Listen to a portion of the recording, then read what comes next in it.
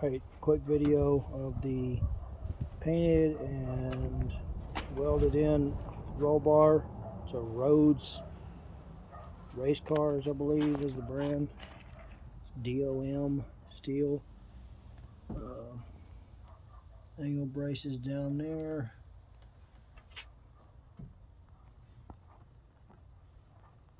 A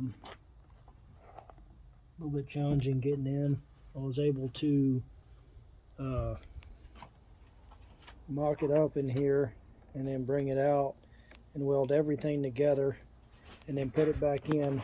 We basically put it in without the seats and roll it back into place like this every time, and it was a little challenging, but we got it in and out, and then finally tack it or weld that in there, the angle to the plate I have, and then weld the plate to the floor, which is kind of, it's not the best. I probably need to fix this better, but I'm not really worried about it going anywhere.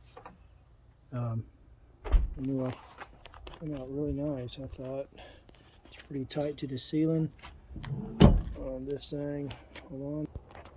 It's like a right behind the seat, so the seat will feel nice and planted, and it's about where I like it for the seat's set up.